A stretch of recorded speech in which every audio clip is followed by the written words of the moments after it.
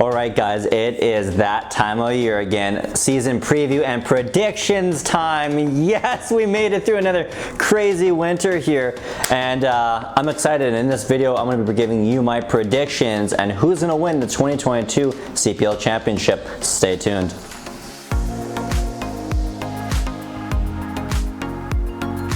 Hey guys, it's Curtis here, your pal, and you're on my channel, A.F.C. Curtis. And if you haven't been here before, let me just tell you, this is a great channel for all things Canadian soccer related, like the Canadian Premier League and even Canadian men's national team content coming here. So if you're new here, maybe consider hitting that red subscribe button. Alright, so coming in last place, winning the wooden spoon this year is the worst team in the CPL. Unfortunately, I think will be FC Edmonton.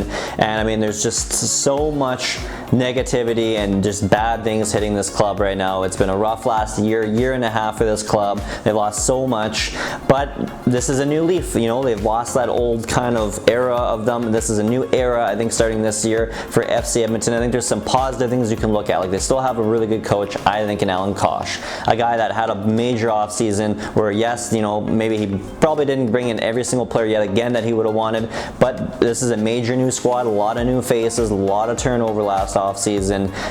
This is a club that's got, you know, some good players on it, players that got loaned in, you know, Julian Ulbrich, Warshetsky, they were able to bring back. Master Kacha they got from Valor there, who I think can still produce really well at the CPL level if given a chance and if he's able to stay healthy here.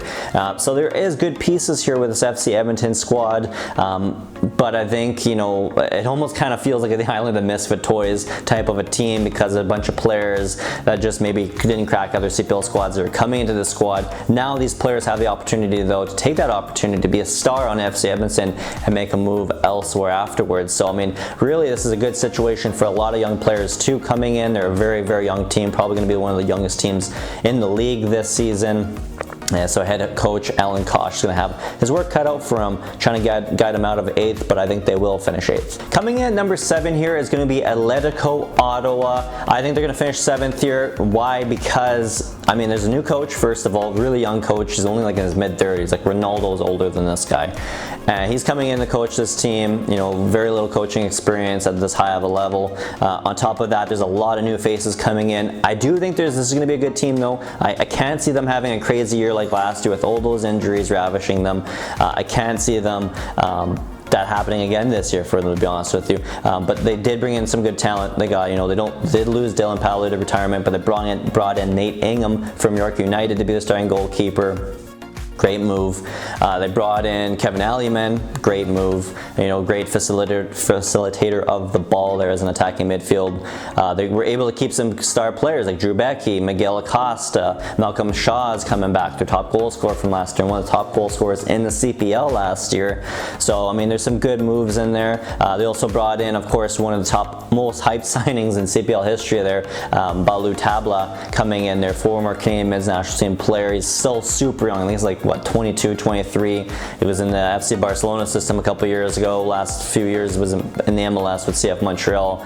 Kind of lost his way, but I think coming in on a multi-year deal then kind of gives him a good platform to grow here in the CPL with Atletico Ottawa. So in my opinion, that was a good signing. If they can let him loose, you know, there's some good players here on Ottawa. I think they're going to be competitive. I think if they could stay healthy, you know, this is a team that suffered. They're bottom 2 in the league in goals for, as well as bottom 2 in the league in goals against.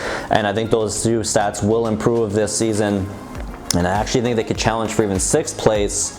But for right now, because there is so many unknowns, so many new faces, I think it's safe to say they're going to finish 7th. Coming in number 6 here, I think will be the Halifax Wanderers. I think they finished 6th and miss out on the playoffs. I think it's going to be tight playoff race, by the way, for that 4th place seed to make the playoffs. But I think they're going to just be edged out by a few other teams that have a little bit better depth than them. Now, what I mean is, and I said the same thing last year and the year before that and even kind of the year before that for Halifax, is they just don't have the depth and quality in depth, I should say, to challenge for the title, and I think right now even top 4. I mean, they lost 2 major players to their back 4, and Maury Donor as well as James Jafar there. So Two huge losses. Did they replace them this offseason? No, I don't think so. If they did, it was with super young talent that's unproven at a professional level. On top of that, their biggest signing of note this offseason, as of the recording of this video, literally days before the start of the CPL season, is attacking midfielder Aiden Daniels, who is a player that I've heard about on message boards for years about Canadian soccer. So I'm excited to see him in the CPL level, coming from the USL Championship there. But he's an attacking midfielder, and the offense, they were actually the worst in terms of goals for last year, only scoring 28 goals in the CPL league campaign. So he maybe could help out with that, especially if they can get Akeem Garcia going. That will be a re-energized attack as well, almost kind of like a new signing. And of course, they got the reigning MVP there in Joe Morelli, who's a great player, solid player there. Golden Boot winner last season as well. But on top of all that stuff, I just cannot feel them defensively. Like, if they have two good center backs right now, and Santos and in Shala. If you lose one of them for a big amount of time, I really think this team is going to struggle and could even finish in 7th place in the table there, with Atletico Ottawa even possibly jumping them. So I think the depth there isn't there. They got a good starting 11, don't get me wrong, but you lose one or two players to major injuries that last a month plus. I mean, I don't see this team then being able to overcome that, and they're really banking hard on a lot of young talent coming in and being able to perform off the bench at that point. And I can't see that being as a sure thing. So for me, it's safe to say HFX Wanderers finish in 6th. Alright, so finishing in 5th place, just missing out, I think, on probably like the last week or so of the season, I think will actually be York United. I think York United finish in 5th place, just missed out in the playoffs. A lot of great new signings, a lot of great faces, a very young team, exciting team to watch through and through. I mean, they're always exciting to watch last season for me, one of my favorite teams to watch last year. This year, I think they're going to be the same thing, just excitement, young, exciting team, a lot of good potential there. Brand new coach here in Martin Nash, coming over from Cavalry, where he was assistant the last couple of years. He's coming in to replace Jimmy Brennan. I think this is an exciting squad, I do. But do they have enough to make a top 4? I don't think so. Look at last season. They made it by 1 point in the top 4 last day of the season, and they were able to beat out a team in Valor FC who had major injuries, and HFX Wanderers, who some star players just didn't really perform the level that they should be last season. So, last season, I don't want to say they got lucky, but they did take a huge advantage of being a team that was a very big unknown. Not a lot of people expected a lot of good things out of York United last season in terms of good, positive performances. They took the league by surprise, the fans, everybody by surprise, and that's a good thing for them last year. But this year, they're a known quantity now. Everyone knows who they are. They know how they're going to play, even though, yes, it's a new head coach, and they got a lot of good star players, though, like, Johnston, Ferrari, Abzi, one of the best players in the league, as well as great new signings like Martin Gacier. They're coming in. This is an exciting team. I think they're going to challenge for playoffs, but I don't think they're title contenders yet, and I think they'll just miss out on that 4th place spot. Coming at number 4 here and clinching that last playoff spot will be Valor FC. I mean, this team last year in the bubble there, the first 8 games of the year, looked fantastic. Then they lose Jean-Baptiste in the last 20 games, just goes awry. I mean, they finish in 5th place. Missed the playoffs, by the way, by 1 point, and they didn't even have their best player for the last 20 games. Makes you think that this is a team that could challenge for top 4 if their best player, Jean-Baptiste, who is returning and does look healthy to start the year.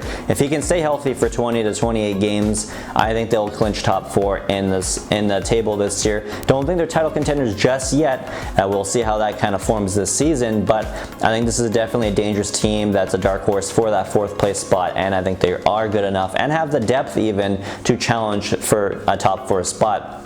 Not only that, Philip Dos Santos, the last 10 games of the year when he took over this team after leaving Vancouver Whitecaps as an assistant in the summer, coming over the Valor in the fall there, helps kind of transition this team. They looked more vibrant, especially in the attack. You got guys like Moses Dyer, William Accio there, who scored 5 goals each in the last 10 games of the year last year under his coaching. So expect them to really be popping them in this season and challenging for the Golden Boots. But nevertheless, they got reigning goalkeeper of the year last year, Jonathan Serrois, back on loan from CF Montreal. So again, this is a dangerous team. Don't sleep on them. They're going to be top 4, I think, this year. And maybe title contenders, but I think they're kind of more of a dark horse in that situation right now, for now. But I think top 4, I mean, is a very real thing for them. Coming in number 3 here is Pacific FC. They're defending champions. I think they finish in 3rd just because the 2 teams ahead of them are just crazy stacked, even on the bench. Not that Pacific aren't. I mean, they have some good young players with a lot of hype that they signed this offseason to fill their bench this season. But on top of that, you know, you got to really rely on those guys then. Plus, you got CONCACAF League this season they got to contend in, and then Canadian Championships on top of that. This is a very good team, though. Don't get me wrong. Their offense is probably still the best in the league. They're probably going to still be the highest goal scoring team in the league this year, and that's going to save them a lot of times. But I think 3rd place is probably a good bet that they'll finish this season. They did lose a lot this offseason. You know, don't get me wrong. They lost their coach, Pamadou Ka. They brought in James Merriman, who was assistant GM and head coach last couple of years. He did coach 1 game at the end of 2019 as an interim coach. He's now the full man in charge there for Pacific. Much deserved for him. But on top of that, they lost huge players on their starting 11, and from their bench there, Ollie Bassett's gone to Ottawa. They lost Lucas McNaught and Caden Chung to TFC, Toronto FC there. And then there's just a few of Taryn Campbell, Alessandro Hadrapour lost their league rivals, Forge FC. So, I mean, a lot of huge losses. They brought in some good signings besides the young core of players they brought in. Also brought back Nathan Mavilla to the league as a fullback. I think can contend in this league as a really good fullback, as well as bringing in center back Amir Didic, who I think is a really good replacement for Lucas McNaught in there at that center back position. And if they can get a healthy Mueller Jaguar this season, I think that's also going to be a huge boost for them. They also still have one of the top goalkeepers in the league in Callum Irving, but ultimately I think right now they finish in 3rd. Coming in at number 2 here will be Cavalry FC. I mean, this squad, I mean, them and Forge FC, who I put at number 1 in my predictions for this table, at least of the regular season, really can be interchangeable between 1 and 2. But Cavalry FC here, I mean, they're an amazing squad, and I mean, they're stacked. Their lineup, I think, is the best they've had since the beginning of the club a couple of years ago. I mean, yes, they lost Nick Ledgerwood on the field, but they gained him in as an assistant coach, so his voice and his knowledge and his experience will still be there in the locker room. The only real big loss they lost was right back Mo Farsi, who in a league that's based on a salary cap, I'm sure they're right up against the cap based on just how stacked their roster is. So he unfortunately left and went to the MLS Next Pro League for Columbus Crew 2. But on top of that, I mean, the replacement from was Fraser Aird, who I think I would expect was replacing him at right back, is fantastic. They brought back Krifa Yao on loan from CF Montreal. He was one of the best center backs in the league last season, and a whole bunch of defensive stats. And on top of that, they're going to have Joe Mason for a full season. They also added some players into this team like Charlie Trafford, veteran midfielder, brother, of course, of Mason Trafford, who's back on the team again this year.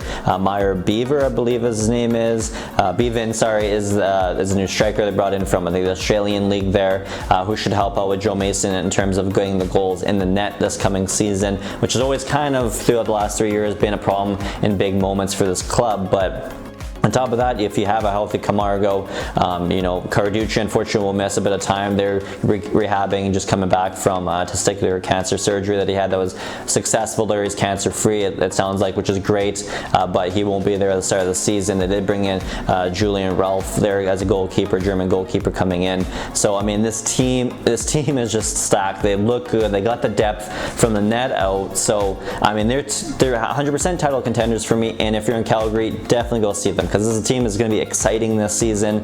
They're going to challenge for the title. They're going to finish either first or second in the club table at the end of the regular season. I mean, that's just a fact. And next up, coming in at number 1 here will be Forge FC. I mean, this team is stacked. This team is just unbelievably stacked from head to toe, from net out. This team's got great talent. You know, yes, they had some losses this offseason. They lost some good talented players. One of the best fullbacks in the league, Awua, is gone. You know, one of the best defensive midfielders and just central midfielders in general in the league's probably history now. Emile Cisse, they're gone. Okay. On top of that, Maxime Tossois is gone. You know, fullback there for them, but overall, I mean, Mo Babalui, one of the top strikers, gone, but this team is still fantastic. I mean, it's ridiculous how great of a team they are. They added so many good players. They got Hadrapour and Taryn Campbell from the defending champs there, Pacific FC. Unbelievable. On top of that, they were able to bring in not only most of their talent back from last year, but including 2 players on loan, returning on loan this year, Tristan Borges, Omar Brownie. Abubakar Sissoko, remember him? One of the best midfielders in the 2020 Island Games.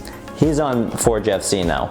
I mean, this team is just Ashton Morgan, a 10+ year veteran of the MLS. Guess where he is? Forge FC now. I mean, this team is stacked from head to toe. Championship caliber team, first place in my books. Enough said. All right, so my final prediction here is who's going to win. I'm going to first tell you who's in the finals. My two teams I think will make it to the finals this year, of course, will be Forge FC and Cavalry FC. On paper, on the bench, on the field, they look like they're the best two teams in the CPL. Two great quality teams, great depth there.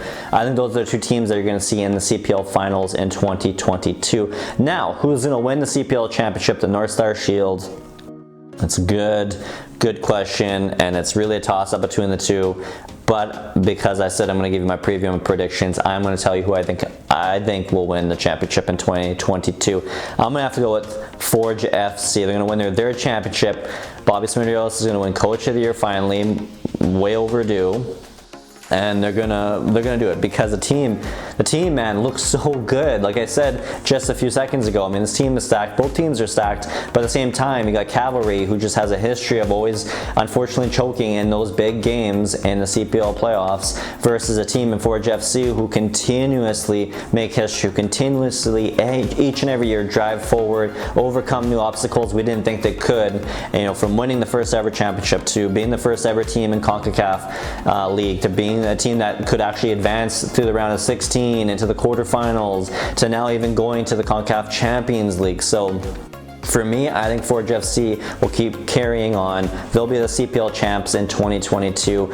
But as a consolation prize for Cavalry FC, because there is a second spot for the CONCACAF Champions League being awarded the CPL this year, I think that spot will go to the runners-up of the league, which will be Cavalry FC. So at least you get some CONCACAF football next year. All right, guys, so that was my video this week. If you liked it, definitely hit that thumbs up button. And of course, let me know your predictions down in the comment section below. I want to hear what you guys think. Who's going to finish first, last, second, third, fourth? Who's the champion this year? Let me know down in the comment section below. And of course, other than that, guys, if you're new to this channel, you haven't seen much of my content before, but you want to stay up to date, make sure you hit that red subscribe button and a little bell notification beside it so you can get notified each and every week when I drop a brand new video just like this one. And guys, enjoy the CPL season, and I will see you later.